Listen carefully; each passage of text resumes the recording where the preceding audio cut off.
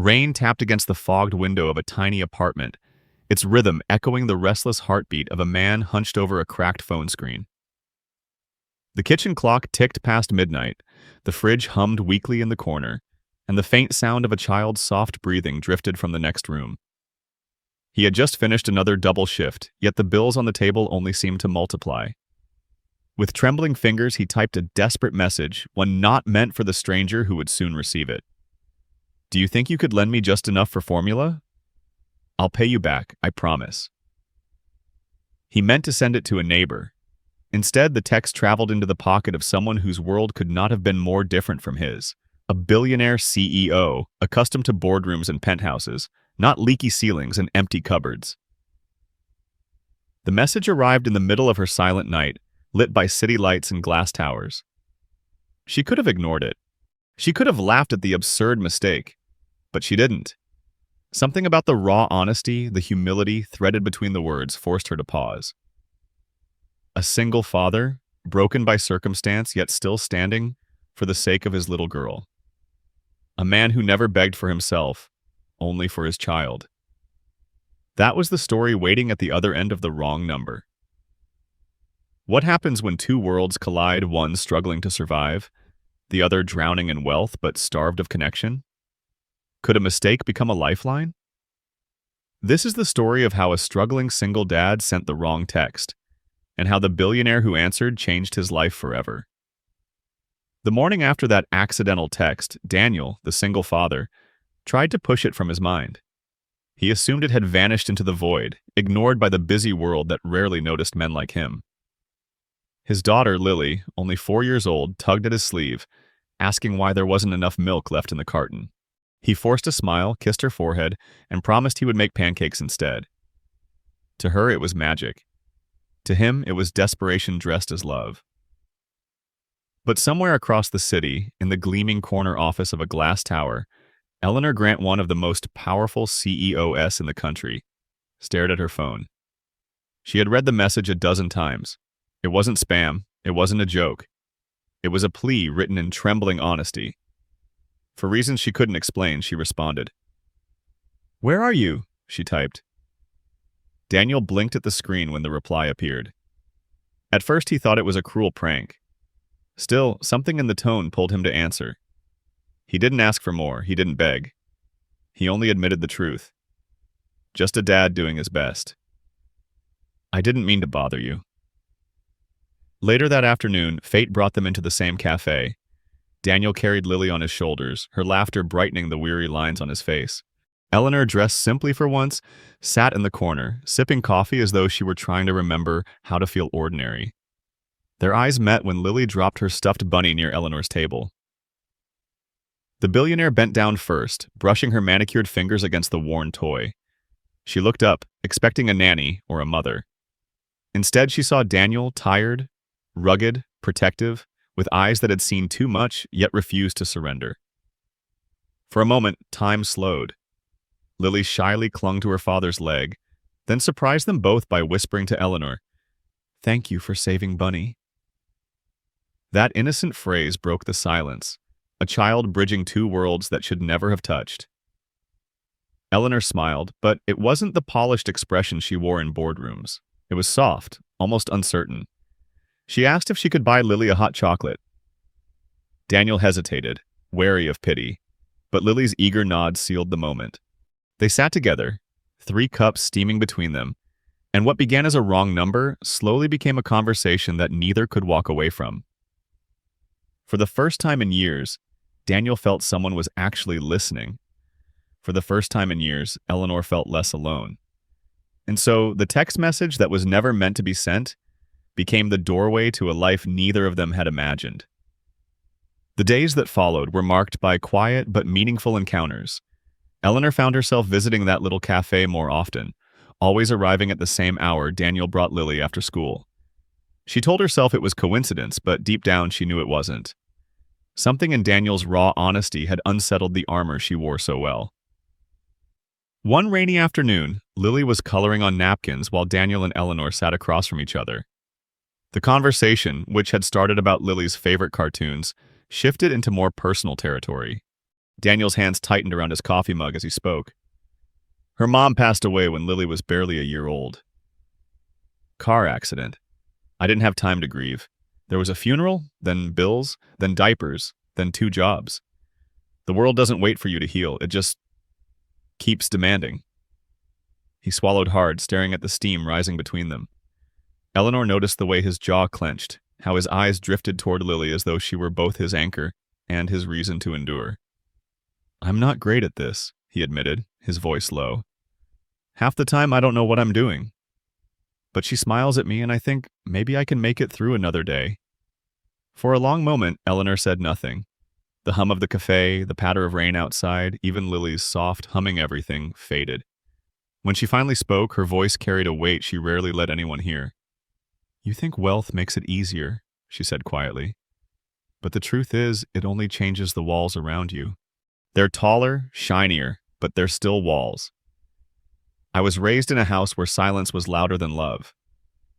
My father built an empire but couldn't spare a moment to ask if I was happy. My mother smiled for photographs, not for me. And when they were both gone, all I inherited was a company and an emptiness I couldn't name. Daniel's eyes softened. It startled him to see the glimmer of pain behind her poised exterior. She always seemed untouchable, elegant, powerful, precise, but now across the table she looked human, lonely, just like him. You're saying money doesn't fix it, he murmured. Eleanor shook her head. It can buy comfort, distractions, even loyalty. But it can't buy someone who looks at you the way Lily looks at you, like you're her whole world. Lily lifted her head then, as if hearing her name. She held up her drawing proudly, a stick-figure family of 3 holding hands under a bright sun. This is Daddy, this is me, and this is you, she announced with innocent certainty. Eleanor's breath caught. Daniel's throat tightened. Neither of them knew how to respond, but in that instant, the truth was laid bare. They were already being drawn into a fragile circle of belonging neither expected.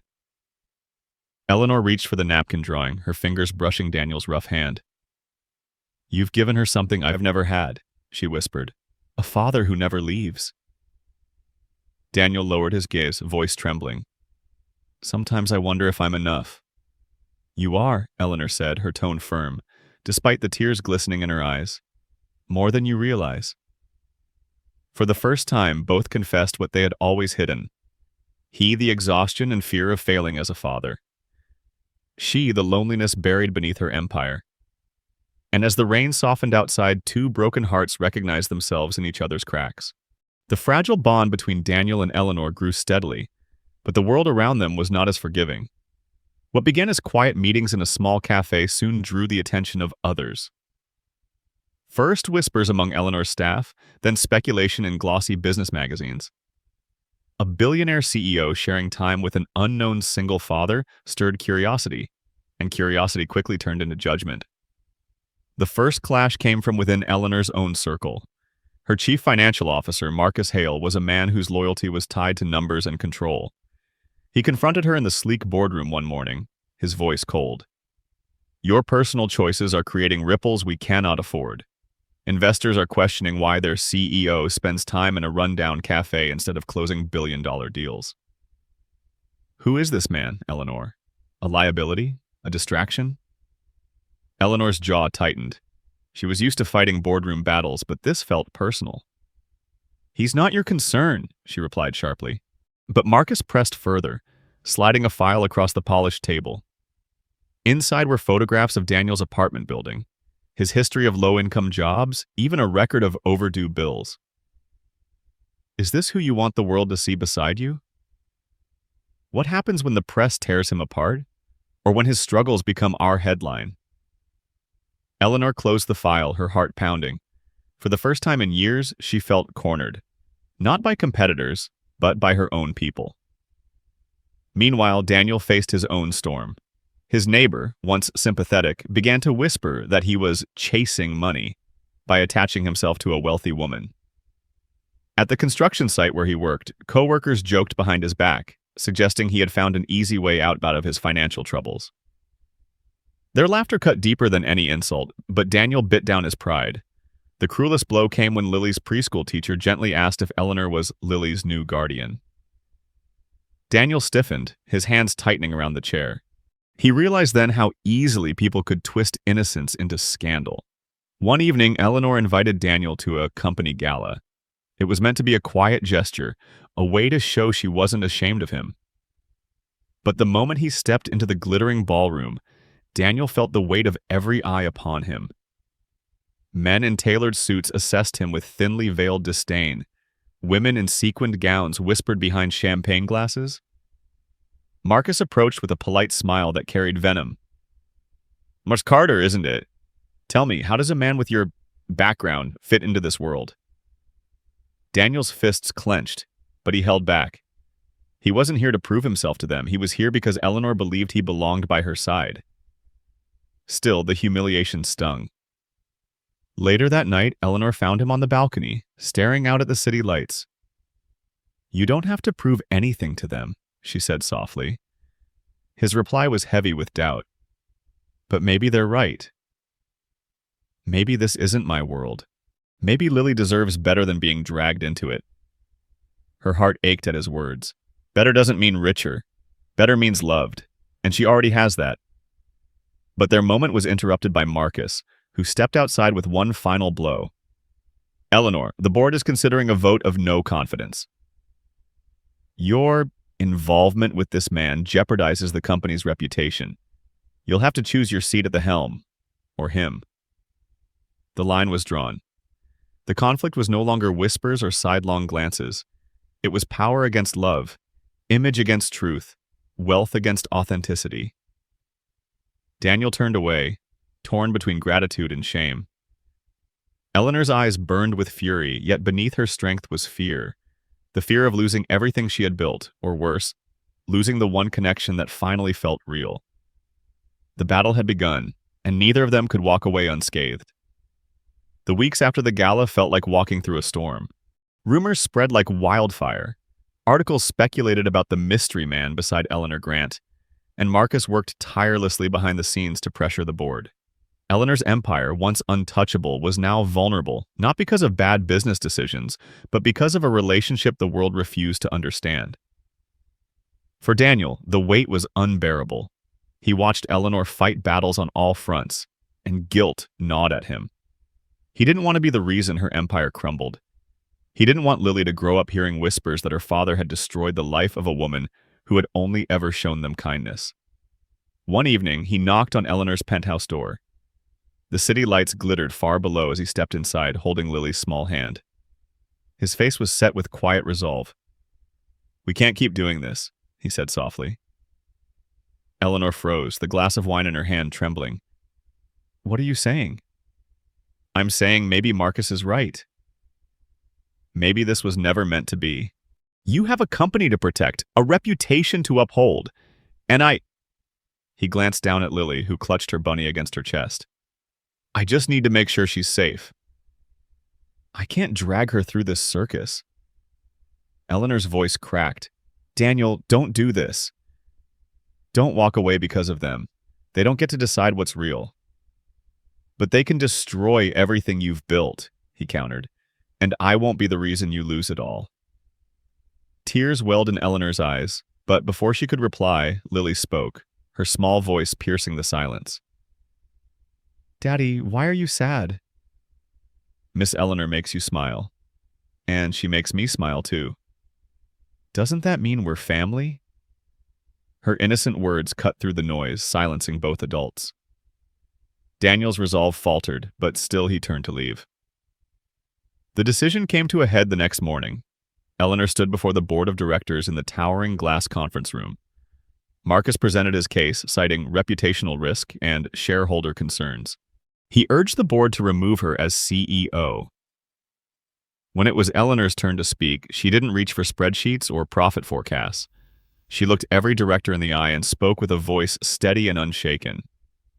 "You hired me because I could build numbers on a balance sheet. But I refuse to let this company stand for numbers without humanity. Yes, I spend time with Daniel Carter. He is not a liability. He is a man who has faced more storms than most of us will ever know, and he still shows up every single day for his daughter. That is strength. That is integrity. If you believe that love, honesty, and resilience damage this company, then perhaps I don't belong here. But if you believe this company should reflect the values we claim to champion, then understand this. I will not apologize for choosing what is real. A stunned silence followed. Marcus shifted uncomfortably, but several board members looked away, ashamed. One elderly director finally spoke. Perhaps, Marcus, it is you who has forgotten what leadership means. The vote was taken. Eleanor remained CEO. Marcus, his plan backfiring, was forced to resign. That evening, Daniel returned home to find Eleanor waiting on his doorstep. She held Lily's drawing, the one of 3 figures holding hands beneath a bright sun. "You think you cost me everything," she said softly. "But the truth is, you gave me back what I didn't know I had lost." "I chose, Daniel, and I choose you." Daniel's voice trembled as he finally allowed the truth to surface. "Then maybe it's time I stop running." And with that, the man who had spent years carrying the weight of survival alone finally let someone share it. The choice was made not in a boardroom, not in the glare of society's judgment, but in the quiet, unshakable bond of a new family forming. Spring arrived quietly, softening the city's harsh edges with budding trees and warmer breezes. For Daniel and Eleanor, the storm that had threatened to tear them apart had finally passed. What remained was something fragile but steady, a life they were beginning to build together, not out of wealth or survival, but out of trust. Daniel's apartment, once dim and weary, began to change. Eleanor insisted on helping, though she didn't come with decorators or expensive furniture. Instead, she came with paint on her jeans and dirt on her hands, kneeling beside Daniel and Lily to repaint the peeling walls. Lily giggled as she splattered white streaks across Daniel's hair, and Eleanor laughed, a sound so unguarded it startled even herself. They planted a small herb garden on the balcony, a project that became their ritual every Saturday morning. Daniel dug the soil, Eleanor read instructions she pretended to know by heart, and Lily carefully pressed seeds into the earth with her tiny fingers. "We're growing a family," Lily declared one morning, as basil and mint sprouted in neat rows. The words stayed with them, echoing a truth too pure to ignore. Eleanor found herself slowing down in ways she hadn't imagined possible. Board meetings still demanded her attention, but she no longer let them consume her. When she returned to Daniel's apartment, she traded power suits for cozy sweaters, conference calls for storybooks. She discovered the joy of reading Lily bedtime tales, her voice softening as Lily's eyes fluttered shut. Daniel often stood in the doorway, watching, his heart swelling with gratitude he couldn't put into words. Healing was not instant. Daniel still wrestled with doubts, often waking in the middle of the night, wondering if he could ever truly belong in Eleanor's world. But every time fear crept in, he remembered the day she had chosen him in front of the board, defying everything for the sake of truth. It reminded him that he was not just tolerated, he was wanted. Eleanor, too, was healing. She no longer carried her loneliness like a silent shadow. With Daniel and Lily, she rediscovered laughter, warmth, and the sweetness of imperfection. For the first time in her life, she was not defined by numbers, status, or headlines. She was simply Miss Eleanor, the woman who made pancakes badly, but always let Lily stir the batter. One evening, they shared their first meal around a proper table, a simple spread of roasted chicken, mashed potatoes, and the salad Lily had proudly assembled herself. Candlelight flickered against the walls, the air filled with the aroma of home-cooked food. Halfway through the meal, Lily looked up with wide eyes and said, "Can we do this forever? Eat together like this, every night?" Eleanor reached across the table, her hand finding Daniel's. He covered it gently, his thumb brushing over her knuckles. Their eyes met, and in that silent exchange, the answer was already clear. "Yes, sweetheart," Daniel said softly, his voice catching.